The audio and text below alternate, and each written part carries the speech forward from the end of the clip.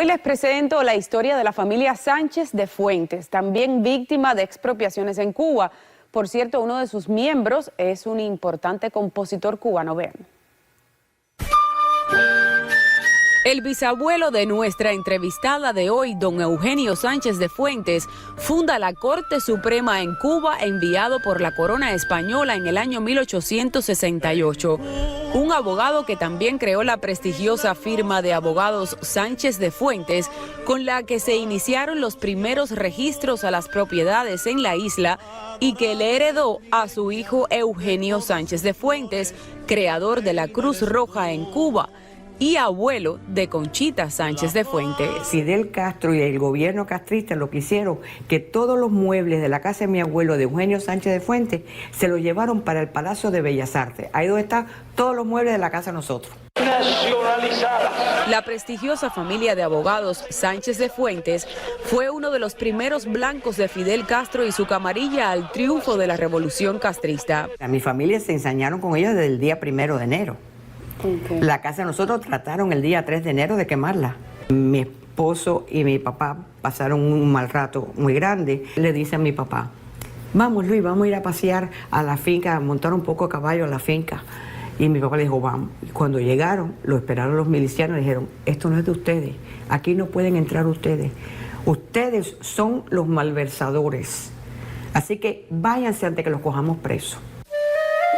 Lo demás es parte de una historia ya conocida. La familia no solo tuvo que emigrar, sino separarse por varios años. Pero a mi mamá la retuvieron 5 años. ¿Bajo qué argumento? Nada, porque les dio la gana. No querían que dejara saliera. Ellos lo que querían era hacer daño. Conchita es además sobrina nieta de Eduardo Sánchez de Fuentes, el gran compositor cubano, autor de temas como La Habanera Tú, mundialmente interpretado.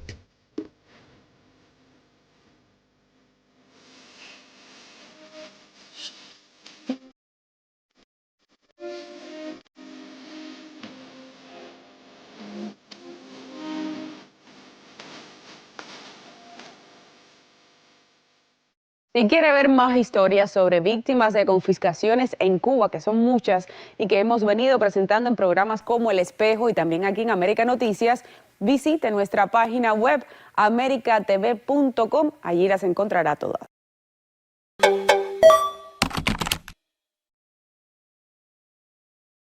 La bandera de Estados Unidos ya ondea en el malecón de La Habana. Tanto Cuba como Estados Unidos dicen que aún queda mucho por hacer para normalizar las relaciones entre ambos países y entre los temas pendientes están las expropiaciones. Grisel González explora el tema. La bandera de Estados Unidos dejó de ondear en las compañías norteamericanas en Cuba. Fue un 6 de agosto de 1960, día que Fidel Castro anunció la expropiación de todas las empresas estadounidenses en la isla. Todas las empresas de la compañía eléctrica, todas las empresas de la compañía de teléfono, todos los bienes, por supuesto, y empresas de la Texaco y de la ESO, la Sinclair, y además los 36... En el discurso de Fidel Castro, La historia me absolverá, precisamente él dice que no hay ningún interés de tocar la propiedad extranjera, que esto va a ser de otra forma, que sí que son reformistas.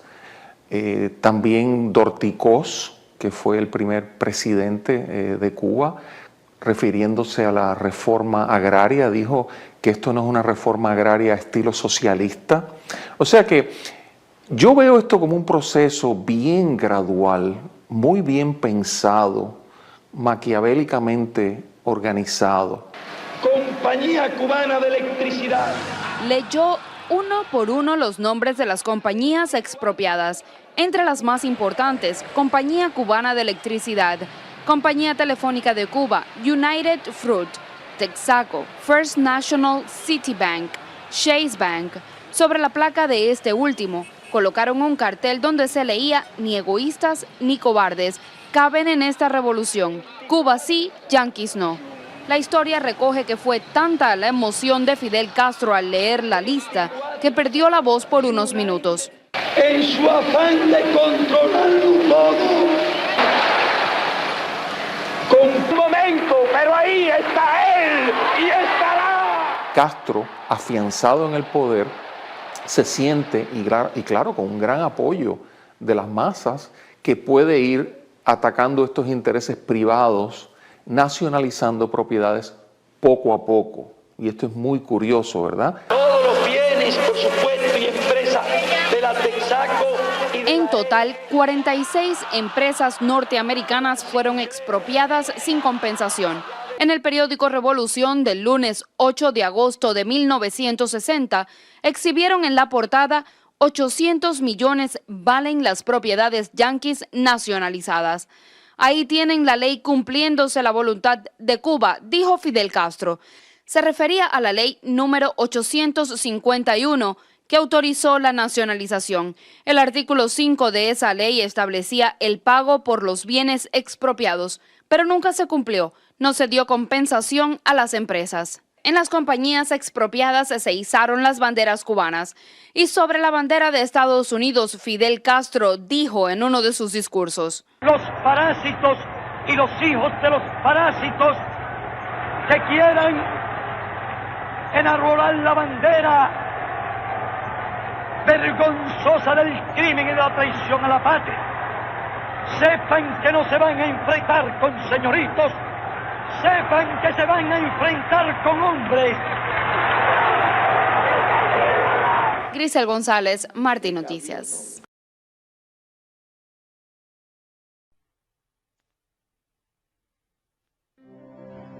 Cumplió 30 años de presidio político. Se convirtió en el prisionero de conciencia que más años permaneció en cautiverio en la historia moderna. Mario Chanes de Armas fue el último integrante del presidio político histórico plantado en ser liberado. Porque se llamaba Batista, sino porque dio un golpe de Estado, y lo he dicho mil veces. Si en vez de ser Batista es Fidel Castro, yo hubiera combatido a Fidel Castro, porque el derecho que tiene un pueblo no tiene nadie por qué irse por encima de él.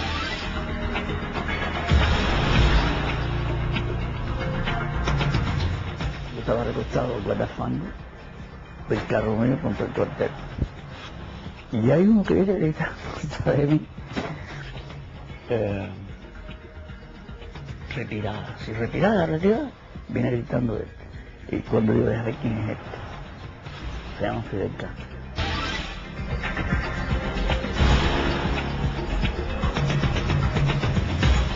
Nosotros desembarcamos el día 2 de diciembre y el día 5 nos atacó el ejército en Alegría de Pío.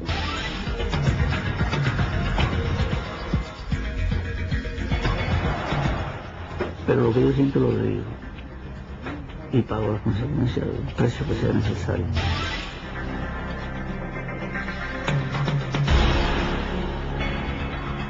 La Constitución de aquí es violada. Yo ya estoy un poco viejo, no pusimos prácticamente para nada. Cuenten conmigo para combatir al que sea el que la viole, quien quiera que sea y con los poderes que tenga. Pues ahí donde necesita eso.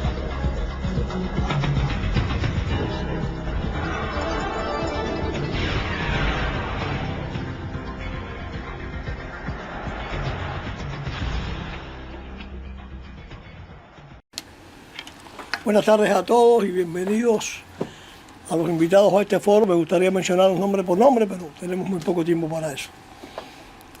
En el 1960 y antes, desde el 1959, comenzó el trato cruel, inhumano y degradante a los prisioneros políticos en Cuba, y durante todas estas décadas ha sido exactamente lo mismo en mi país.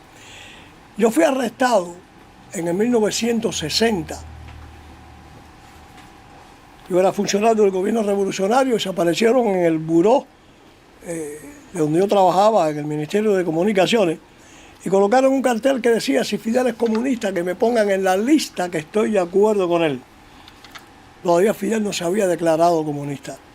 Y yo les dije: no, yo no quiero ese letrero en mi buró. Y me dijeron: ¿tú no estás de acuerdo con Fidel? Y yo les dije: si es comunista, no. Eso fue suficiente y me señaló como un enemigo potencial de la revolución. Unas semanas más tarde desperté con el cañón de una ametralladora empujándome la cabeza contra la almohada. No me ocuparon armas, explosivos, propaganda, nada que pudiera relacionarme con un conspirador. El oficial de la seguridad del Estado que me interrogó me dijo, mira, no hemos ocupado nada, nadie te acusa, pero tenemos la convicción moral de que tú eres un enemigo potencial de la revolución y por eso te vamos a condenar. Fueron muy pocos días los que duró todo el proceso. Menos de 10 días, yo no tuve un abogado defensor. El presidente del tribunal estaba en una silla reclinable, levantó los pies y cruzó las botas. A las pocas minutos yo estaba condenado a 30 años de prisión. Cuando regresé a donde estaban mis compañeros me alzaron en brazos porque en ese momento los tribunales revolucionarios en Cuba solamente tenían 2 condenas. 30 años o pena de muerte y yo había logrado salvar la vida. Es muy difícil en 5 minutos tratar de compartir con ustedes 22 años en las cárceles de Cuba, pero el trato a los prisioneros cubanos ha sido durante décadas y décadas cruel, inhumano y degradante, desde enero del 59 hasta el día de hoy. Es decir, yo estuve 22 años en las prisiones, en las condiciones más imaginables del mundo. Estuve 8 años totalmente incomunicado en una celda de castigo. Vi asesinar a mis compañeros en los campos de trabajo forzado. Recuerdo uno, menor de edad, Roberto López Chávez, que se declaró en huelga de hambre, lo llevaron a una celda, le cortaron el agua, agonizaba pidiendo agua. 4 militares entraron, 2 a cada lado, él estaba en el piso y le preguntaron, ¿tienes sed? Y dijo, sí. Y abrieron las portañuelas y lo orinaron en la cara. Murió al día siguiente. Otro de mis compañeros en el plan de trabajo forzado, cuando estábamos en la fila para subir a los camiones después de la sesión de trabajo, el viento le voló el sombrero y él le pidió al militar permiso para recogerlo. El militar le dijo, cuando yo termine de contar puede recogerlo. Se llamaba Diosdado Aquí Marrique. Cuando terminó el conteo salió unos pasos a recoger el sombrero y el militar desde el fondo le vació en la espalda el cargador de su AK-47 y dijo, eso es para que no salga de la fila sin permiso. Las torturas, las incomunicaciones han sido constantes y en este momento estamos viendo la situación que tiene Cuba. Están condenando a 18 y a 20 años de prisión a jóvenes, a incluso menores de edad, por el único delito de salir a las calles y pidiendo libertad. No es nuevo este tipo de tratamiento. Ha sido así durante años y años, durante décadas y décadas. Esto se ha extendido al resto de los países de América Latina, porque Cuba ha sido la que ha instruido a todos estos grupos subversivos en Bolivia, en Venezuela específicamente y en todas las dictaduras para enseñarlos cómo torturar.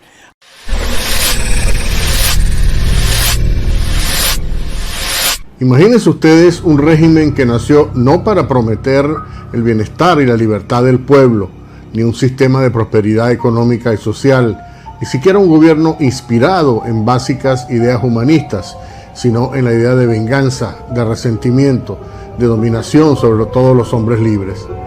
Piensen en un régimen cuyas primeras acciones internacionales no tuvieron nada que ver con la solidaridad, sino con el secuestro y la extorsión.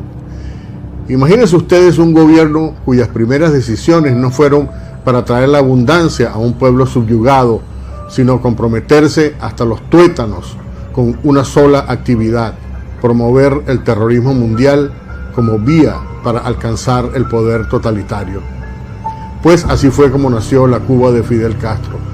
Este documental que realicé junto con el Centro para una Cuba Libre con sede en Washington hace un detallado repaso por la increíble historia a favor del terrorismo que ha desarrollado la dictadura de La Habana, desde las decenas de secuestros aéreos que comenzaron en 1958, un año antes de la llegada de la revolución, cuando Venezuela comenzaba a disfrutar la gran democracia que una vez tuvo, hasta los entrenamientos de terroristas palestinos en campamentos cubanos, cuando los Beatles estaban apenas comenzando su carrera artística.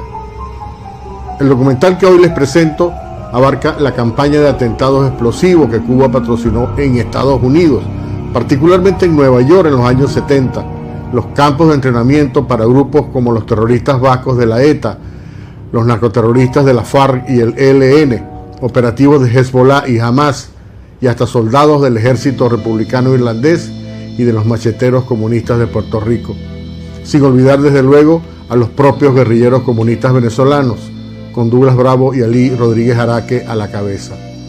Fidel Castro tenía una relación tan íntima con el terrorismo internacional que no solo entrenó desde muy joven, sino que luego convirtió en su sicario personal al terrorista venezolano Ilich Ramírez Sánchez, mejor conocido como Carlos el Chacal, que era un protegido de Cuba desde la década de los 70 y a quien Fidel financió usando dinero del narcotráfico, así mismo como lo oye. La historia del apoyo de La Habana al terrorismo mundial se amplificó luego de 1999, cuando llegó la nefasta figura de Hugo Chávez al poder. Venezuela proveyó una formidable infraestructura institucional, política y financiera para impulsar grupos y estados terroristas con la influencia decisiva del régimen cubano. Espero que vean y me ayuden a divulgar este trabajo que rescata y preserva para la historia las atrocidades de las que son capaces los regímenes socialistas y comunistas como Venezuela y Cuba.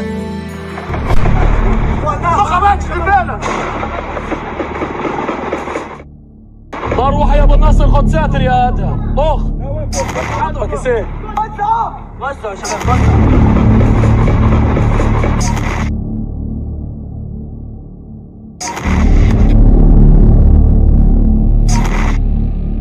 Decimos y proclamamos que con combatientes cubanos podrá contar el movimiento revolucionario en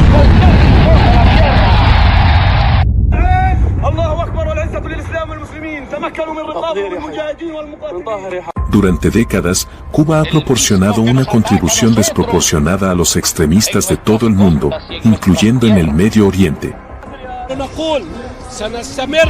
Continuaremos el camino del gran camarada Fidel Castro para la liberación de todos los pueblos.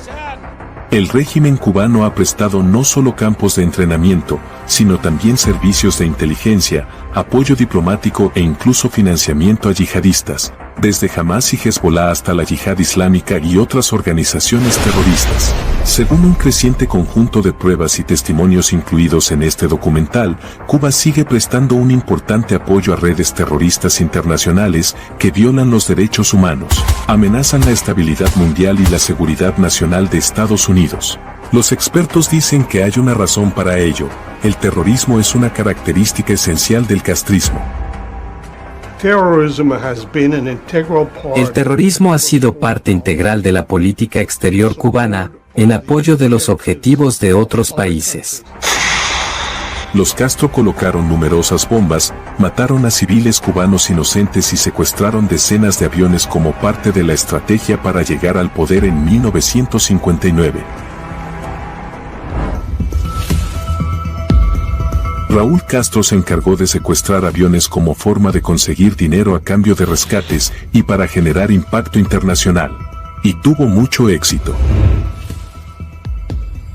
De hecho, entre 1961 y 1973, 159 aviones fueron secuestrados en Estados Unidos, de los cuales 85 fueron desviados a Cuba, según este informe de los expertos en seguridad aérea Nicoletta Mazzoni y Massimo Cattusi. Raúl Castro es considerado por algunos como el padre del delito moderno de secuestro aéreo, escribieron los expertos en una investigación muy detallada. Uno de los secuestros más mortíferos se produjo el 1 de noviembre de 1958. El avión Decker's Discount, de Cubana de Aviación, salió del Aeropuerto Internacional de Miami en un vuelo rutinario a Varadero, con 16 pasajeros y una tripulación de 4 personas. Se suponía que iba a hacer un viaje de 50 minutos, pero inesperadamente, el avión cambió de dirección y se desvió 450 millas al sur de su destino original. De repente, el avión se dirigió a un pequeño aeropuerto de la localidad de Preston, situada en una zona que ya estaba bajo control de la guerrilla castrista. El Viscount no llegó a su destino, y más tarde se descubrió que se había estrellado en Bahía de Nipe, después de quedarse sin combustible. 17 personas murieron en el acto. El accidente fue clasificado como un intento fallido de secuestro.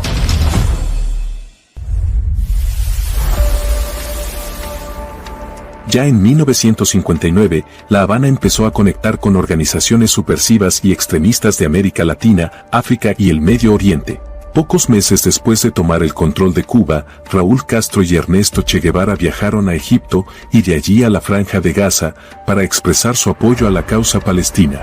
Pronto crearon campamentos cubanos para entrenar a cuadros de guerrilleros de 10 países africanos, justo cuando Fidel Castro estaba ocupado intentando llevar al mundo al borde de una guerra nuclear, durante la crisis de los misiles de Cuba. En 1964, un grupo de militantes de la organización terrorista vasca ETA llegó secretamente desde España para entrenarse en operaciones de sabotaje, secuestros y actos subversivos en campamentos cubanos. Al año siguiente, en 1965, mientras Ernesto Che Guevara participaba en operaciones guerrilleras en el Congo, Castro acogió con satisfacción la fundación de la Organización para la Liberación de Palestina e inició gestiones que acabaron con el entrenamiento de numerosos operativos de la OLP en Cuba. Cuba ha permitido que terroristas del Medio Oriente utilicen la isla como campo de entrenamiento para llevar a cabo operaciones, particularmente en América Latina. En 1966, Castro organizó en La Habana una reunión internacional de grupos y gobiernos que promovían la subversión y el terrorismo en todo el mundo. Se denominó Conferencia Tricontinental, porque en ella participaron delegados de Asia, África y América. La Conferencia Tricontinental tenía un objetivo común: derrocar el orden mundial liderado por Estados Unidos usando cualquier medio, incluido el terrorismo.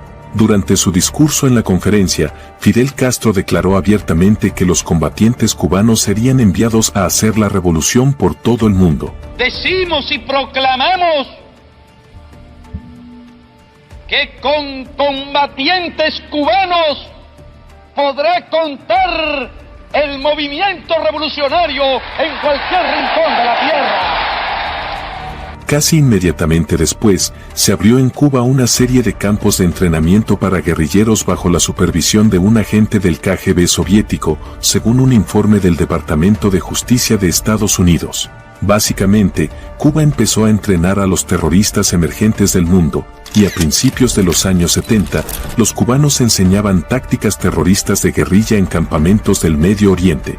La Dirección de Liberación Nacional, DLN, una oficina creada por Castro para ayudar a las organizaciones terroristas internacionales, fomentó la lectura de dos importantes manuales que promovían la guerra de guerrillas y las tácticas terroristas.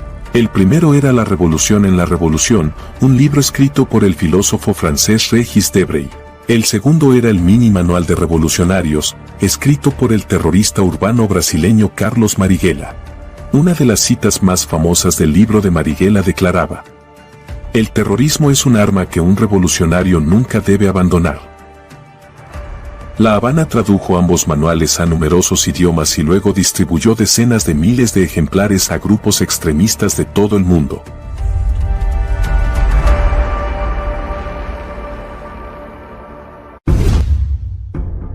La participación de La Habana en operaciones subversivas y terroristas se intensificaría en la década de 1970 hasta alcanzar nuevas cotas, llegando a implicarse directamente en conflictos internacionales estrechamente relacionados con el Medio Oriente.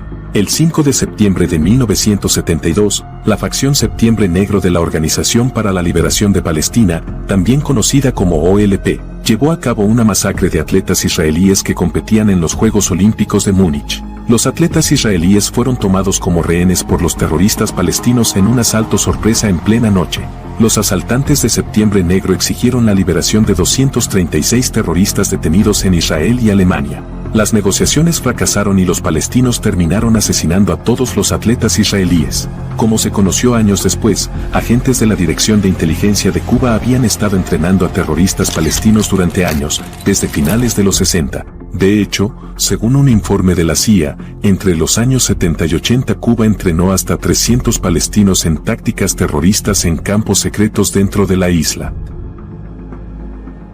One of the world's best-known terrorists arrives for the start of his trial.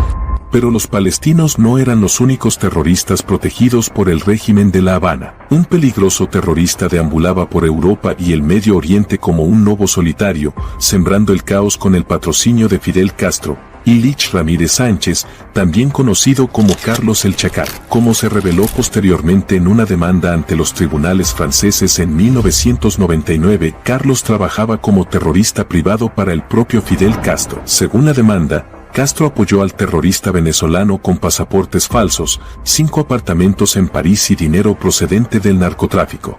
Fidel también le dio el nombre clave de Hitman, o asesino a sueldo, y una lista de objetivos para matar. Los cubanos mantenían una relación tan estrecha con Carlos, que 3 diplomáticos de alto rango de La Habana fueron expulsados después de que la inteligencia francesa descubriera que visitaban constantemente al terrorista en su escondite de París. La conexión entre Fidel y el Chacal se reveló en una carta escrita por el agente cubano Juan Antonio Rodríguez Menier, un oficial de inteligencia de alto rango que había conocido a Carlos en La Habana antes de desertar a Estados Unidos en 1987. La carta apoyaba una demanda presentada contra el Chacal por Ileana de la Guardia, hija del difunto Tony de la Guardia, ejecutado en 1989 en un juicio político diseñado para encubrir la participación de Fidel y Raúl Castro en el contrabando de drogas hacia Estados Unidos. La relación con Fidel Castro se remontaba al verano de 1966, cuando Carlos recibió su primer entrenamiento en guerra de guerrillas, explosivos y sabotaje en el campamento Matanzas, una escuela de terroristas bajo la dirección de la Dirección de Inteligencia Cubana. El infame mercenario no era el único latinoamericano al que La Habana entrenaba y apoyaba plenamente. De hecho, el régimen cubano entrenó a grupos violentos para amenazar la democracia en toda América Latina. Castro creó campos para entrenar a terroristas potenciales de Venezuela, Colombia, Chile, Uruguay y El Salvador, entre otros, y continuó haciéndolo durante décadas. El objetivo, como declaró el Che Guevara, era crear 2, 3, muchos Vietnams en Sudamérica.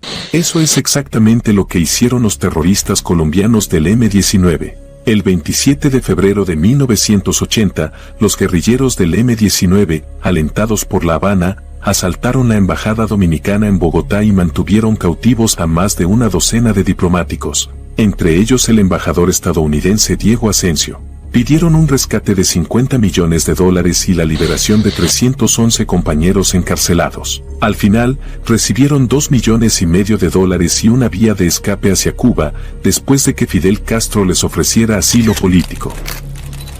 Mientras tanto, Cuba se convertía en la capital de grupos terroristas internacionales que operan libremente desde La Habana coordinando actividades en la región. Había representantes de grupos tan diversos como el Ejército Republicano Irlandés, los Vascos de la ETA y las organizaciones terroristas colombianas Fuerzas Armadas Revolucionarias de Colombia o FARC, y el Ejército de Liberación Nacional o ELN. También había representantes de grupos terroristas islámicos extremistas como Hezbollah y militantes palestinos, incluido Hamas, que potenciaban sus conexiones terroristas en América Latina desde La Habana.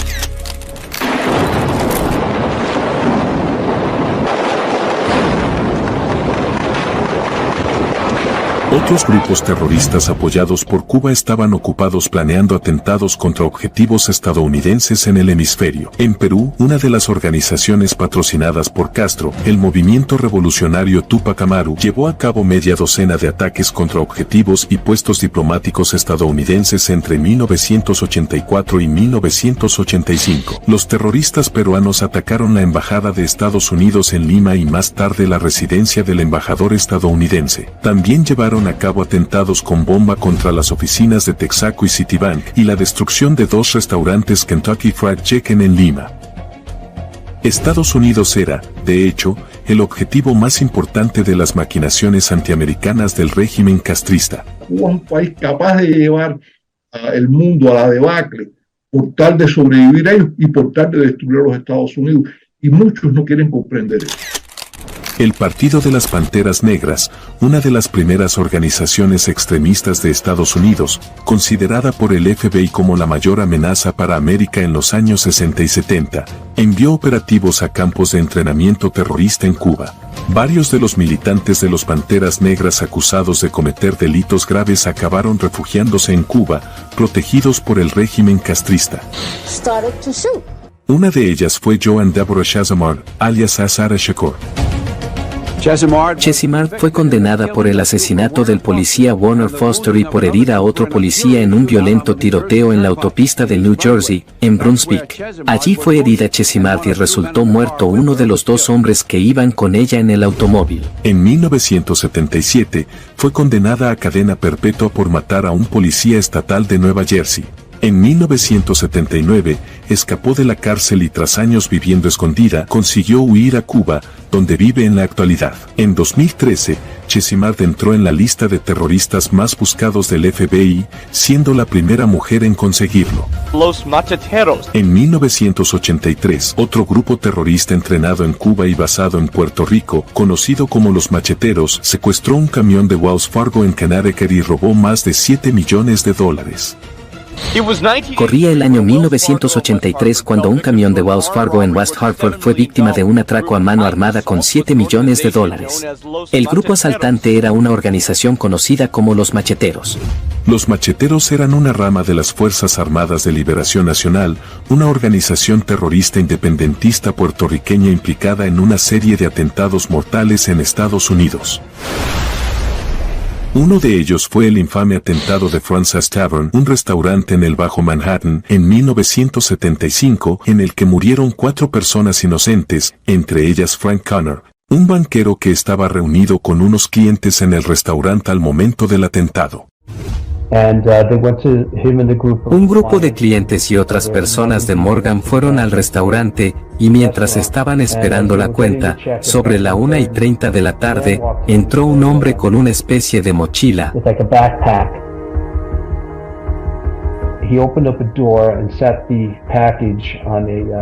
Abrió una puerta y puso el paquete a poca distancia de la puerta, detrás de la mesa donde mi padre estaba comiendo.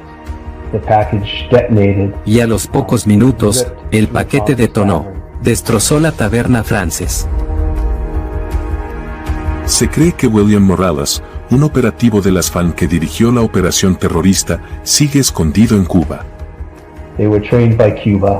Fueron entrenados por Cuba, fueron financiados por Cuba, y ahora sabemos que varios de ellos, o al menos William Morales, permanece en Cuba como huésped del régimen actual, y anterior huésped de los Castro. La dictadura cubana no solo estaba involucrada en ataques indirectos contra los Estados Unidos. El 24 de febrero de 1996, MiGs de la Fuerza Aérea Cubana derribaron, en el espacio aéreo internacional, 2 pequeños aviones civiles desarmados pertenecientes a Hermanos al Rescate, un grupo con sede en Miami dedicado a la búsqueda y rescate de refugiados en el estrecho de la Florida. Los 4 ocupantes de las avionetas murieron al instante, entre ellos 3 ciudadanos estadounidenses y un residente de Estados Unidos. El clamor internacional no impidió que Cuba siguiera desarrollando ataques contra Estados Unidos. Una red de espías castristas ya estaba infiltrada en organizaciones anticastristas como Hermanos al Rescate en Miami y planeando más ataques. Años después, el FBI descubrió que uno de los espías de la llamada Red Avispa recibió instrucciones de La Habana para localizar zonas en el sur de la Florida para enviar infiltrados, armas y explosivos para futuros ataques. La red fue desmantelada en 1998 por el FBI, pero Castro ya se había infiltrado en las altas esferas del Pentágono, lo que le dio acceso a información confidencial útil para sus actividades terroristas antiamericanas en todo el mundo. En 2001 las autoridades detuvieron a Ana Belén Montes, analista de alto nivel de la Agencia de Inteligencia de Defensa que llevaba años espiando para La Habana. El régimen de Castro no solo estaba robando secretos estadounidenses, también albergaba a delincuentes considerados fugitivos por Estados Unidos, más que ningún otro país del mundo. Así que no dejen que nadie les engañe. Lo que está pasando en Cuba no es un fracaso del pueblo cubano, es un fracaso de Fidel Castro y del comunismo. Cuba fue incluida por primera vez en la lista de países promotores del terrorismo de Estados Unidos en 1982, después de que Washington descubriera y documentara que La Habana utilizaba una red de narcotráfico para canalizar armas y dinero en efectivo al grupo terrorista colombiano M-19. Cuba permaneció en la lista durante más de 3 décadas porque nunca dejó de apoyar a las redes terroristas internacionales. Incluso después de que Fidel Castro entregara el poder a su hermano como presidente de Cuba a principios de 2008, 2008, su aliado más valioso, Hugo Chávez, estaba transformando rápidamente Venezuela en un refugio para grupos terroristas como Hezbollah, Hamas, las FARC y el ELN, con la ayuda del castrismo. Que uno de los objetivos que tiene el imperio yanqui en la mira hace mucho tiempo es Irán. Así que nuestra solidaridad delante de ti. Chávez simplemente estaba siguiendo el modelo cubano en el que el terrorismo y la violencia son características fundamentales, con la asistencia y supervisión de los servicios de inteligencia cubanos incrustados en Venezuela. La convergencia de acciones donde la actividad criminal más la actividad represiva y la actividad de narcóticos, muchas veces como amalgama logística, generan un conjunto ideal para patrocinar el terrorismo, que no es más que el uso de la violencia, de la represión y de la muerte para tener una población sometida a una ideología. Y eso es Cuba.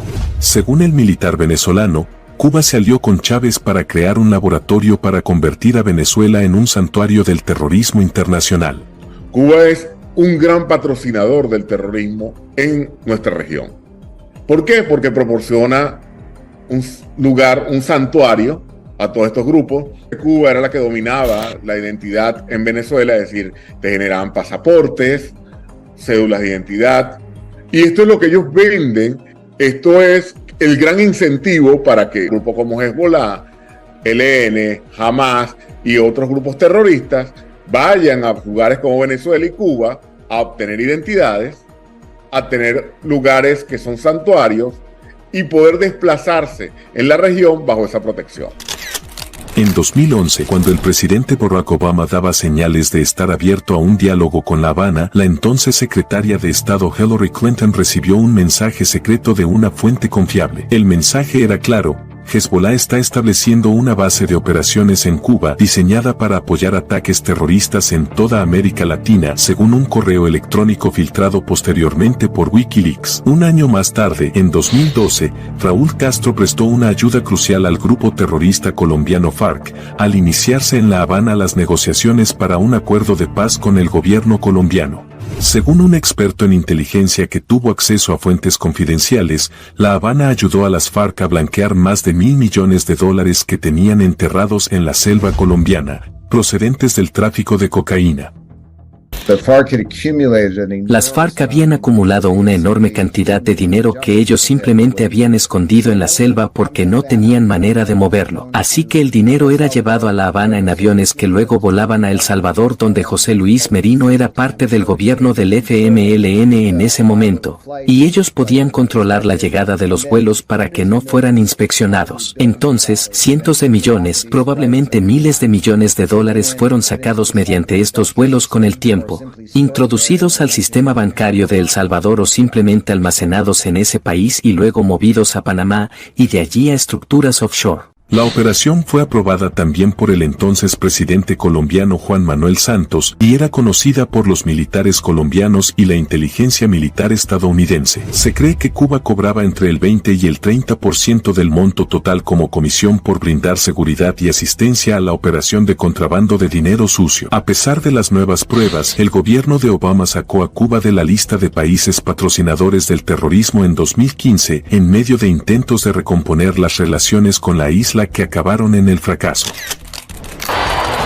El régimen castrista se benefició enormemente del intento de Obama de hacer historia en la largamente conflictiva relación entre Estados Unidos y Cuba, pero La Habana no tenía la más mínima intención de cambiar su naturaleza violenta y pro-terrorista.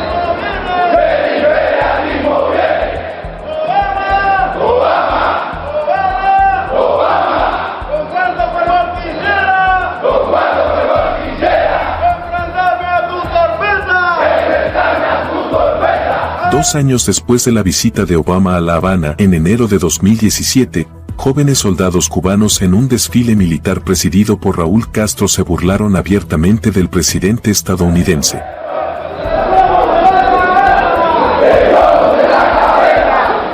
Mientras los jóvenes militares desfilaban en La Habana, agentes cubanos desempeñaban un papel crucial en la persecución y tortura de la oposición en Venezuela para mantener en el poder al sucesor de Chávez, Nicolás Maduro. Diciembre del 2018, denunciamos ante la Corte Penal Internacional la participación de funcionarios cubanos y oficiales de inteligencia en la planificación y comisión del crimen de tortura, luego de haber obtenido por lo menos 12 testimonios como el que ustedes acaban de ver. Después de 6 años, a principios de 2021, la administración Trump volvió a incluir a Cuba en la lista de estados patrocinadores del terrorismo. Entre las razones para volver a incluir a Cuba en la lista, el Departamento de Estado dijo que La Habana concedió refugio a los guerrilleros del ELN que eran responsables del ataque terrorista contra la Academia de Policía en Bogotá, y que protegía a más de 70 criminales considerados fugitivos por Estados Unidos.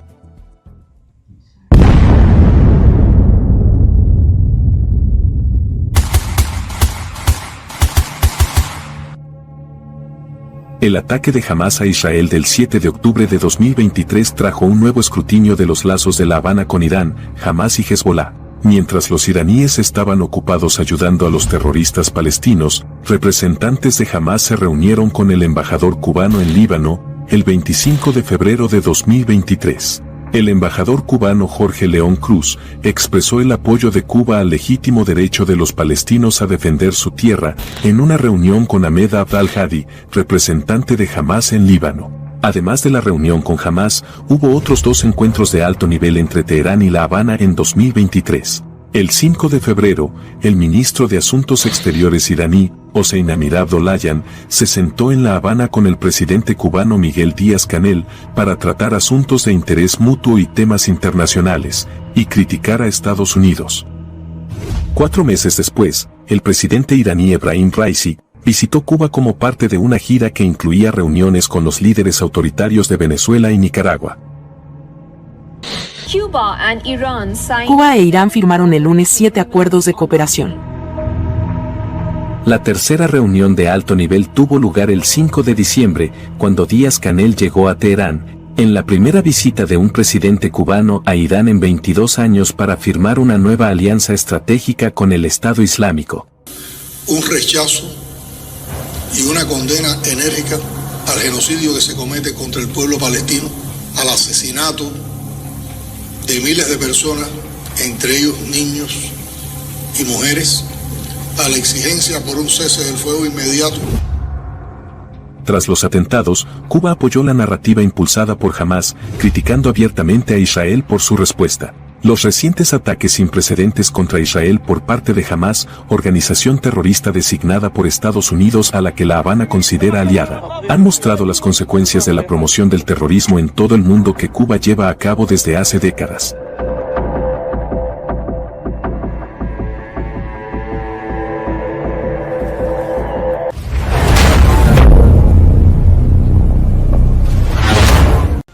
Armando Valladares sobrevivió más de 20 años en una cárcel castrista orando y escribiendo poesías cuyas publicaciones llamaron la atención de figuras internacionales tales como el presidente francés François Mitterrand y otros líderes mundiales.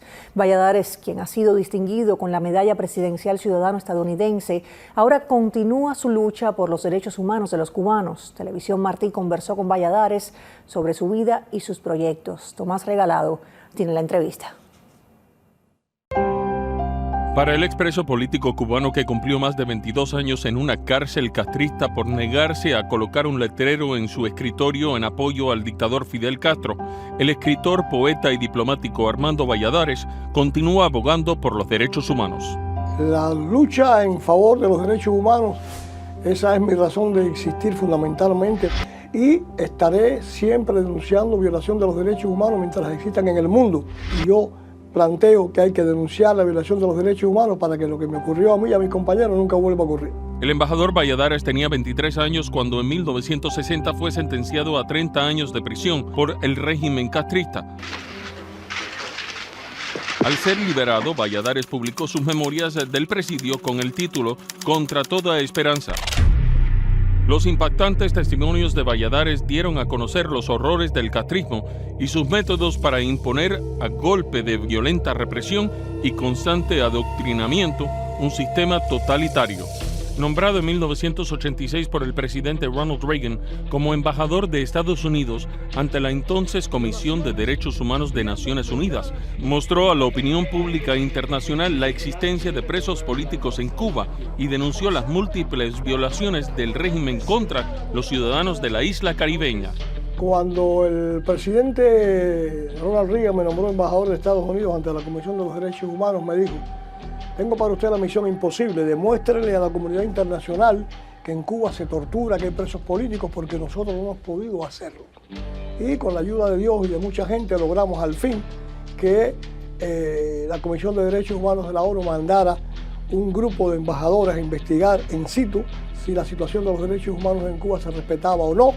Y el informe, el más completo que se ha hecho nunca en la historia de Naciones Unidas, demostró que Cuba es una dictadura donde de manera sistemática se maltrata a los presos políticos, hay tortura, desaparecidos y se violan todos y cada uno de los artículos de la Declaración Universal de los Derechos Humanos.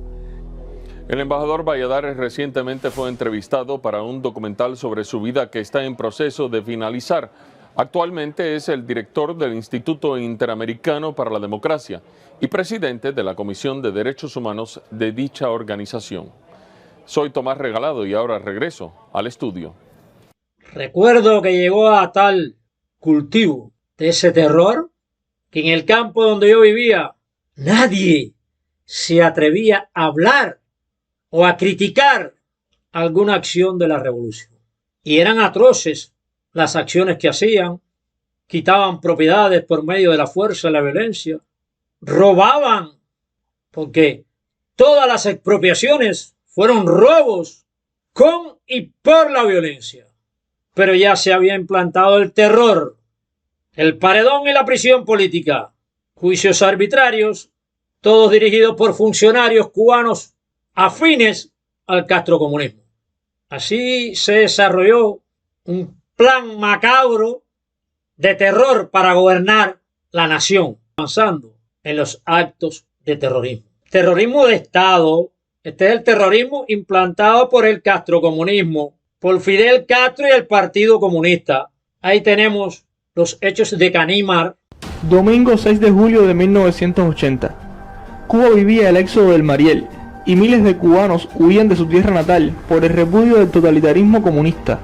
Matanzas, hoy destino turístico, sufrió una de las masacres llevadas a cabo por el poder en la isla, y el Partido Comunista volvió a manchar sus manos de sangre cubana, con total impunidad. El barco 20 aniversario realizaba un recorrido con aproximadamente 100 personas.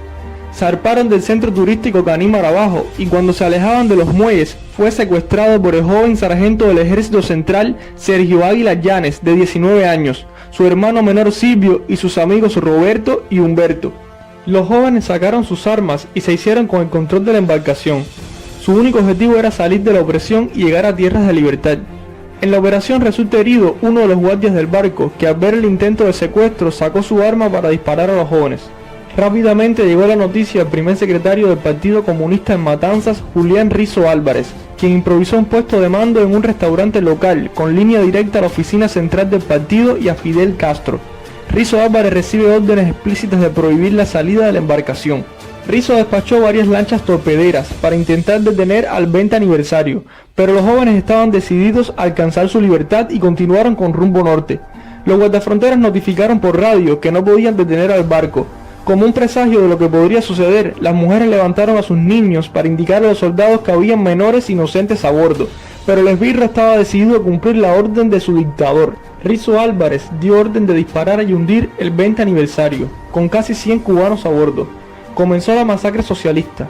Soldados de las tropas guardafronteras y la Marina de Guerra dispararon una vez más cobardemente contra civiles de su misma tierra.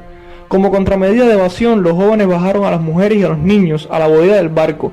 Mantuvieron rumbo norte bajo el fuego de sus propios hermanos cubanos. El esbirro matancero ordenó además la salida del buque patrullero 23 de mayo con la misión de hundir al 20 aniversario.